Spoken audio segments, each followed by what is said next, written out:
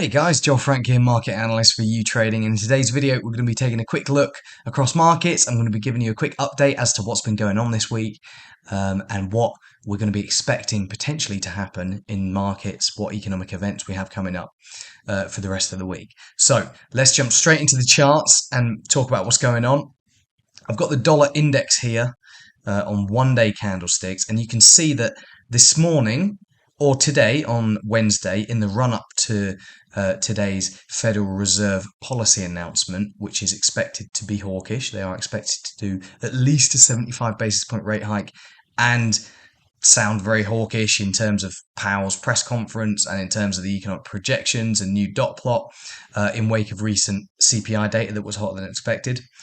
You've got the dollar performing well ahead of this, okay? And it actually just about managed to hit fresh multi-decade highs this morning. You can see it hit 110 spot 58.50, and that was just above the high from the 7th of September of 110 spot 51.06. Now, you have to go on the monthly chart and go all the way back.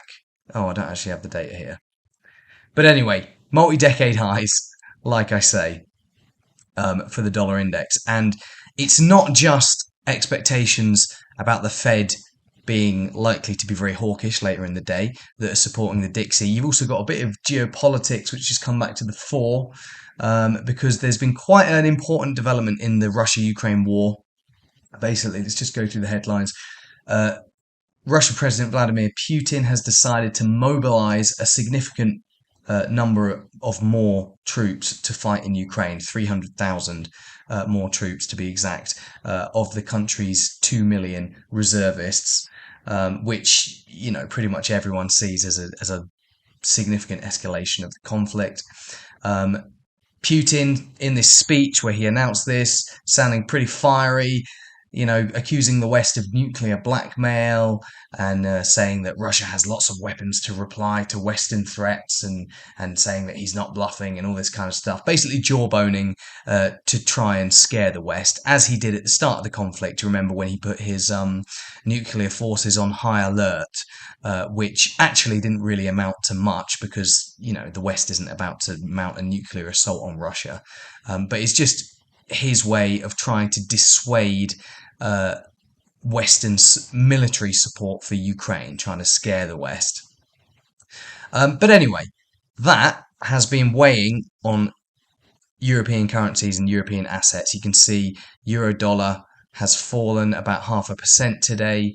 You know, we've talked about in the last couple of weeks how it's been in this downtrend for quite some time now, actually going all the way back to February. Let's get that line properly.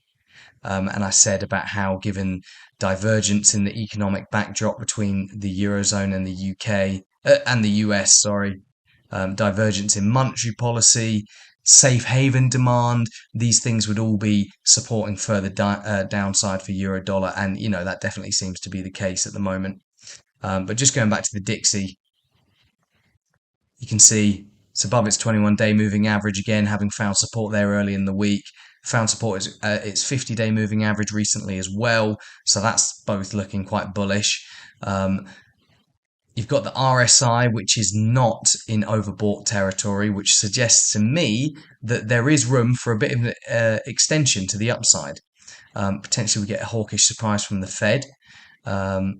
Just let me quickly show you this, guys. This is the CME's Fed Watch tool, which pretty much tells you what option markets or Fed funds future markets are implying as to what's expected for the Fed meeting.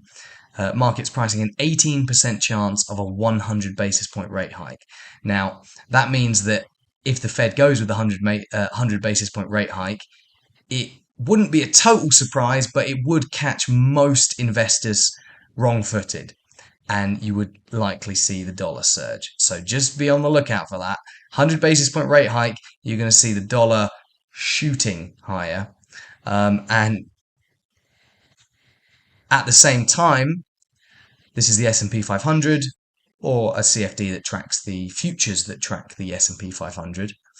It's been stable this week. Obviously, US assets less exposed to the whole European situation, less exposed to the stuff with Russia, which is why we've been able to pretty much stabilize this week around, just below 3,900. But like I say, if we get hawkish Fed surprise, we're going lower, just like the dollar's going higher. We're going to test these July lows if they do 100 basis points, and potentially these June lows. But with the Fed, it's obviously 100 basis point rate hike would be a surprise and would move markets, but really, it's not so much about the size of this rate hike. It's about how the Fed signals, or what the Fed signals its thinking for where the terminal interest rate is going to be next year, and how long rates are going to remain at those levels.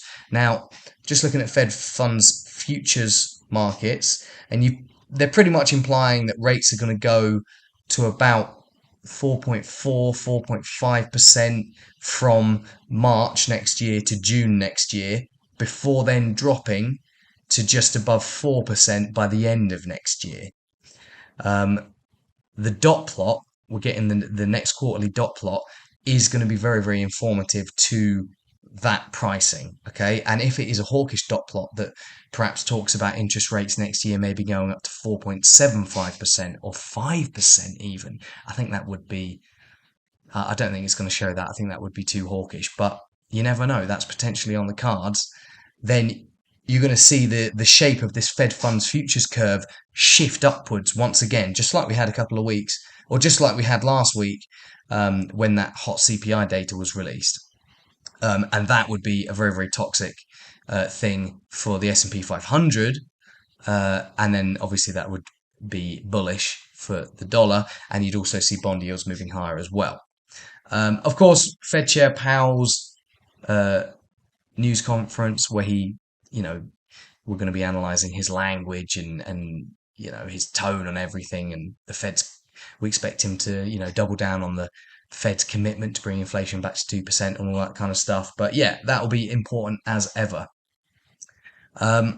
Finally, let's quickly look at oil.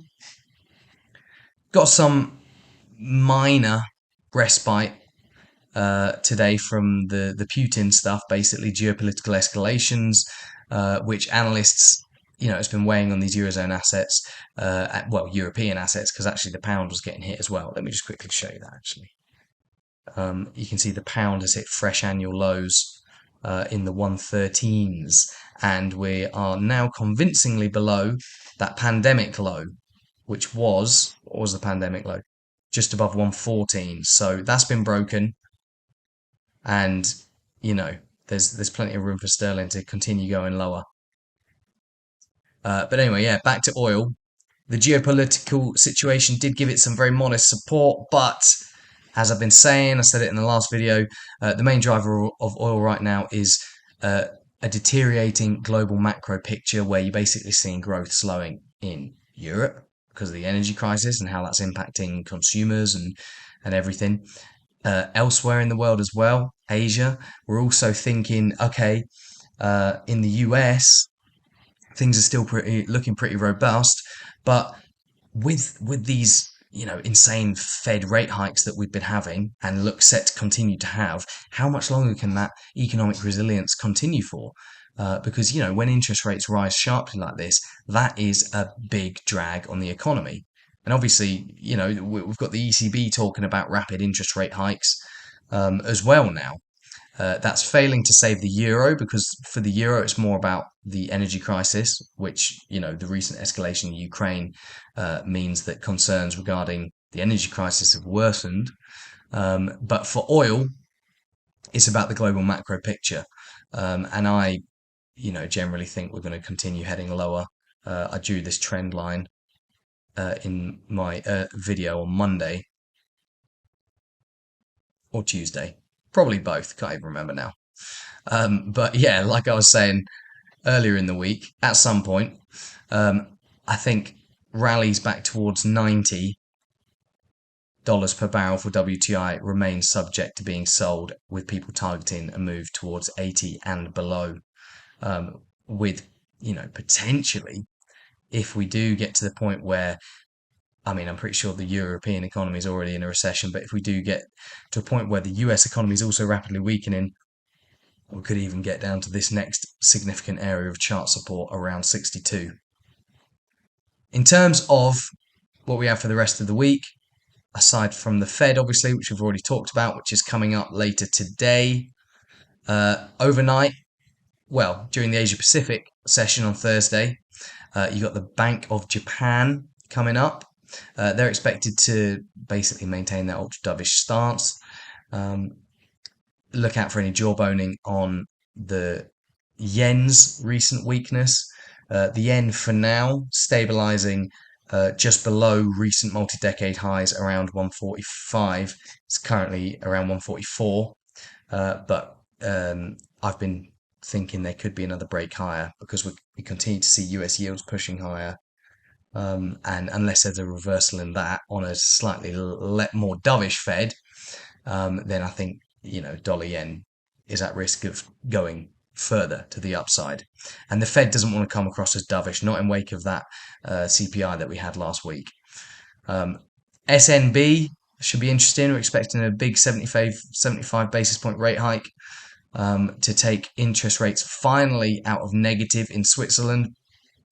Then you got the Bank of England expected to go with a 50 basis point rate hike, which could be another factor that's been weighing on sterling recently.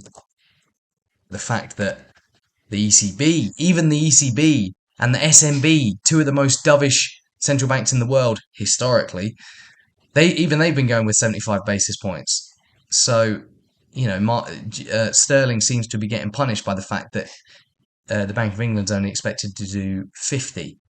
Although, obviously, looking at UK interest rates, even with 50 basis points, they're still going to be well ahead of, the 0.5% that we're going to see in Switzerland, or where interest rates are now in the Eurozone, which is 0.75%.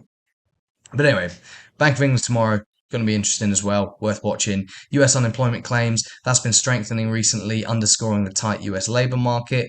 So that's going to be interesting as well, as usual. Then on Friday, we got the flash PMIs out of the Eurozone, out of the UK, out of the US, some Canada retail sales.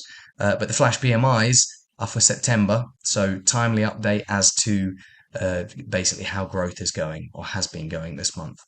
And then you've also got another event, which is not on Forex Factory here, but it's kind of like a mini budget from the UK finance minister, because he's going to outline pretty much how the UK plans to fund the support pledges that the new PM Liz Truss recently made, to basically support the consumer through the winter, freezing gas prices and helping businesses out and stuff like that. And that's going to be quite big for markets, to be fair, UK markets anyway, and sterling. So big couple of days coming up for sterling. And then a Powell speech as well, Fed Chair Powell on Friday. But, he will have already spoken at this press conference on Wednesday. So you're probably not going to see anything new, really, especially given that there's been no tier 1 US data in the interim. But yeah, guys, hope you enjoyed the video. Hope it was helpful, and I will see you all in the next one.